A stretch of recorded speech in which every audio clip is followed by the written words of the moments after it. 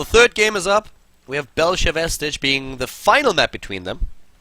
At least I still assume that. I actually couldn't double check if this is a best of 5, but unless proven wrong, I'm still saying this is a best of 3. Like, Golden had me confused a little bit earlier when in the second game he was asking if it's a best of 3 or best of 5. I couldn't really get the answer here. I didn't get confirmation yet.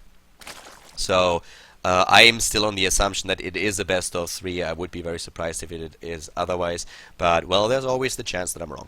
So, bottom right, we currently have Golden in what I think is the deciding game between the two of them. Golden coming back on Habitation Station with a Baneling Bust and taking down his Terran opponent, JJakji.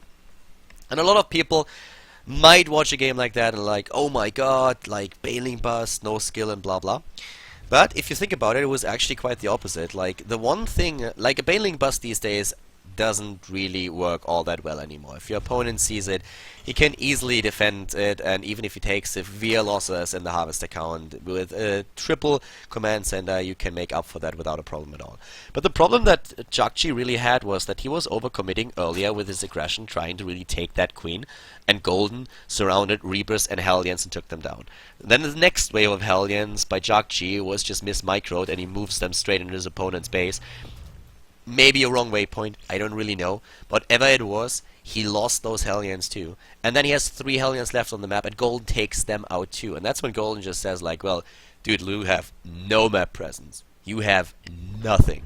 I can just Baneling Bust your ass 6 days to Sunday right now, because there is no way you're gonna find out what I'm doing, and I can do that. So Golden just saw an opportunity, and he capitalized on it. And he did that very well. This is going to be a very different game, I feel, though. I was talking in an earlier series about Baneling Busts on this map, which is also something you can do, just because the wall that you have to set up at that natural is just so absolutely massive. But I still doubt a little bit that this is what we're going to see here. So, JJakji in this game is most likely going to go for that very aggressive, or very, like, multitasking heavy style with his drops again. It's a map that really lends itself toward that. You can do a lot with drop play here. But of course the first plan is to just utilize the Reaper to get the scouting information. Do you have gas? The eternal question. Tech or something else? What are you gonna do? And of course always the harass. Trying to do a little bit of damage. So right now we have the expansion already started for JJakji. He's building it on the low ground, whereas of course for Golden the hatch is already done. And like, I am completely overwhelmed. This is like the first time in the new patch that I'm actually casting a tournament, and I love that Blizzard re-implemented the Control F key combination so that it can follow a unit, because as a broadcaster this was one of the most annoying things in the recent like patches, or in the last 1 or 2 months, because you just couldn't do that anymore and you couldn't follow a unit. It was like so annoying, and it's really important, I feel, to have like also the smooth camera falling for the viewing experience for all the viewers here. But the double Reaper not doing too much just yet here. 2 kills. Actually, I think I followed the second Reaper and not the first one, so a bit of an oversight by me. Sorry for that. Let's see what exactly he killed. I would say he killed 2 Zerglings. Yes, that's exactly what he killed. So nothing big, nothing major. Exactly what you would expect here to happen. It's more about the tag team here, because this time we have like 3. This time we have the 3 Reapers that were already used by QFC earlier, and they are out for blood. They want queens. They want queens. Oh, Reaper number 1 is about to die! Whoa, he survives with like 1 hit point. He could get combat drugs maybe in time. No, not if he waits like that. And once again, the drone parade losing mining time here, but maybe able to take down those Reapers. They jump down into the Queen. The Queen survives and takes down another Reaper, and another one just gets away in the last second. He's a survivor. He is a survivor. He's one of the immortals right now. Like, how did he get out of that hell? He's a veteran. He comes back home and he has probably like just some Yeah, some super stress syndrome, needs to go to therapy, and will beat his wife, have a crappy time. His son is gonna grow up all screwed up and then replace Arcturus Mens. It's gonna be like absolutely horrible and bloody, but for now he feels great because he survived. Lost two comrades on the other hand, and that's always a bad thing. But at the same time, this is pretty well played by Golden. I mean, he lost a little bit of mining time with the drones there, but he didn't lose. Did he lose? I think he lost one drone, right? Yeah, he lost one drone. So, one drone falling against 3 Reapers, because that Reaper tried to bounce in again and was just killed while I was showing you that. So, that's definitely a pretty good trade. And Golden, I have to say, like, his defense after game number 1 against those early Reapers was incredible. I mean, game 2 was already great, and game 3 now starts not the same way, but it's still pretty good. So, we have the Hellions now moving in, and the Hellions are kind of the second punch. Like, you lead with left and then you go in and throw right, but that right is super weak. I think JJakji needs to work that out a little bit more, because, well, that punch didn't really do a whole lot. That punch, like, tickled him on the cheek a little bit and then moved back. Ah, okay, there we go. Alright, he was just gonna go for a run-up. That's fine. We have the Banshee style again from JJakji. We have a third base, but he's going into a Banshee transition. So it's gonna be all about the Hellions taking down hit points from those queens. He wants to actually go and take hit points away from the queens. There's one Banshee already hard at work, doing its job. I can't really fathom why those Hellions don't do anything. Finally, they're starting to move their ass. Well, one queen is down. The second queen is being attacked. It's time for the Banshees to shine. Sorry, for the Hellions to shine. And there they go. Well, not being surrounded like this. I really think attacking that third base might have been the safer plan and not really moving out of the creep that much. You probably didn't see those Zerglings coming. Golden is playing this well. I mean, JJakji is doing his thing, but Golden is defending quite well against this. If you look at the resources lost, 23 Zerglings, yeah, annoying, 2 queens, super annoying, but like 8 Hellions killed, 3 Reapers, and only 2 drones lost. That's the most important part, like only 2 drones lost. Because, keep in mind, he still has 2 queens. He's gonna get a third, but it's not like he lost all of his queens and lost the entire production. Gold is trying to go for something that we already saw Tefel do. He's going for a Roach Hydra composition, now adding the Hydra Den to his tech, and this is super strong. I mean, we saw it when Tefel played the style, especially with the upgrades that Hydra's got in the latest patch, where their attack cycles got shortened, so they have higher DPS right now. That will be pretty brutal to hold if you do not have the right response. And JJakji is super scared right now. He's like, alright, you're going for it, and I know it. Did he see that Hydra then? No, he didn't, and I don't think he saw the Roach Warren either. So he has absolutely no idea what's going on. He has the double Banshee, and the double Banshee is now trying to get some kills. Gonna get a few, but with that Spore Crawler in position, not too many. And it's all about preparation right now, and I don't think that JJakji really... well, I know that JJakji doesn't know what's coming.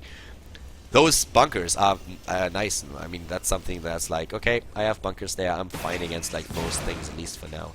But what are you gonna do against those Hydras? Tanks? I don't see tanks on that map. Maybe a couple of like Widow Mines. I don't see too many of those either. And guess how Banshees do against Hydras? Take a wild guess. Well, Marines with a couple of kills on the Zerglings here. A little bit of a run by attempt by Gold to do damage over there, but that didn't do too much. So, let's see. I'm very much afraid for JJakji. He still doesn't know. Let me double check. There was no scan. He doesn't scan the natural. He has no idea. That army is just building up right now. We have 13 Hydras. We have the range upgrade ready. The 1-1 is also in place. Here comes the speed upgrade. Roach is now coming in. This is a super strong force against what JJakji has there. Mobility is one of the things that JJakji has working for him. So he can actually just try and go for counter-aggression. But at this point, Golden didn't even move out. So JJakji will probably go down that path and realize what's happening. And then he might be able to prepare if he doesn't lose this army.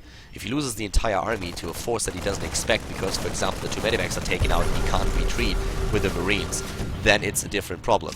He sees what's going on now and he's like, well, I cannot really fight that.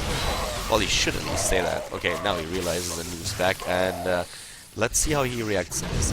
Marauders are being built. He's going for additional Widow Mines. How many factories does he actually have? I think he has only the one. There comes the tech lab, I guess. Yep, there goes the tech lab.